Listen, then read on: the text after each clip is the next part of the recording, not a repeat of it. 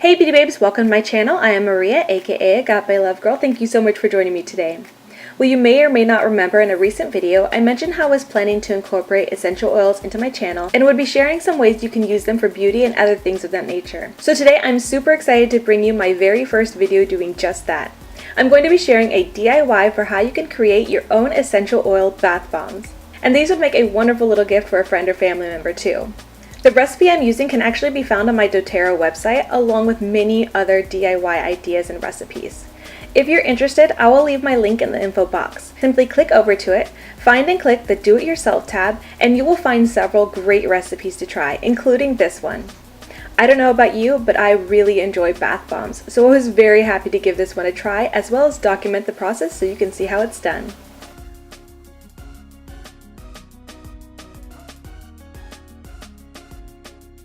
Here's everything you will need to make your bath bombs. I was able to find and purchase everything with the exception of the oils, of course, at Walmart.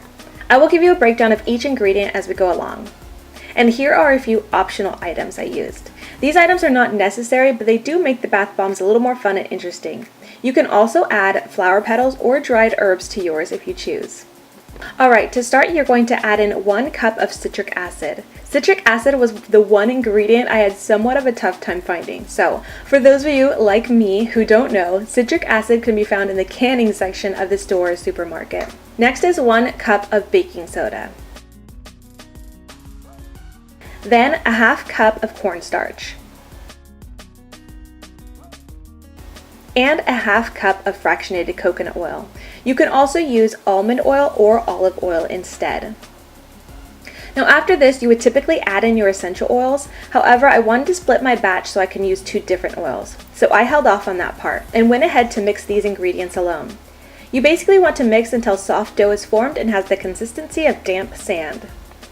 If the mixture is too wet, try adding a little more baking soda or cornstarch until the consistency is just right.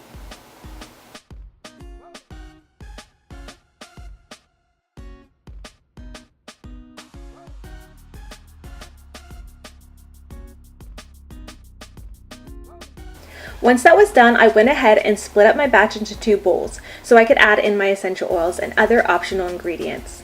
I chose to use 2 of my favorite essential oil blends. First is Citrus Bliss. This is a delightful, uplifting blend that smells like orange creamsicles. It is so good.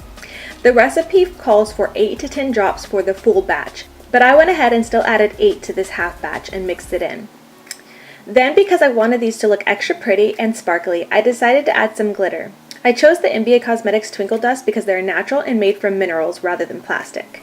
In the end, these glitters didn't really show up, so it's kind of a fail, but this was my first time trying and now we all know. But hey, if you're looking for a natural glitter that is actually eye and lip safe, now you know about these beauties. Moving on, I added another optional ingredient, food coloring, to be able to tell these bath bombs apart.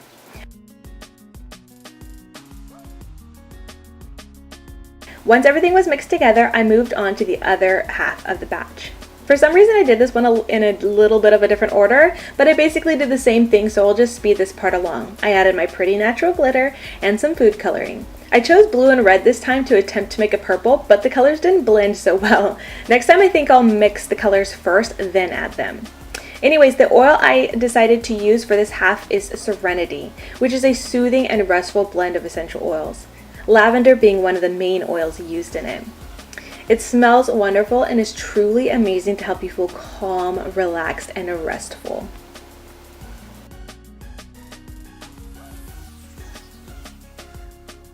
Once all this is done, you can mold your bath bombs into the traditional ball shape, or if you want to get a little more festive, you can place the mixture in silicone molds. It being so close to Valentine's Day, I decided upon these cute heart-shaped molds. You will definitely want to load these up and then pack them down a few times to get them really solid.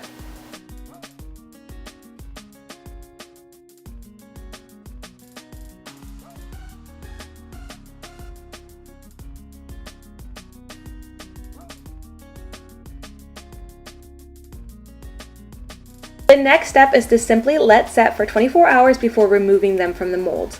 In my experience, they were still a little bit soft and crumbly even after the 24-hour mark, but they will harden a little more once you remove them from the molds and let them air dry then another 24 hours.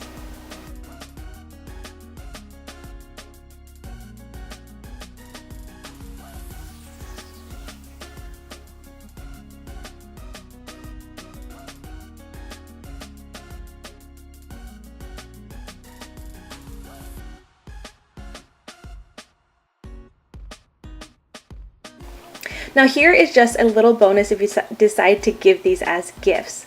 I found these adorable little treat boxes at Walmart and thought they would be a really cute way to package these gifts up. To make sure the bath bombs were a little bit more protected and kept their freshness, I placed them into cupcake liners and then wrapped them with plastic wrap before placing them into the box. They really look like adorable little treats, but they are definitely not edible. So be sure to make that known to whoever you gift these to. Anyways, that's it. I really hope you enjoyed this quick and easy DIY for essential oil bath bombs. If you decide to give them a try, let me know what you think. And remember, you can find more essential oil DIY projects on my website. Thank you so much for watching, and until next time, much love and hugs to you. Bye, beauty babes!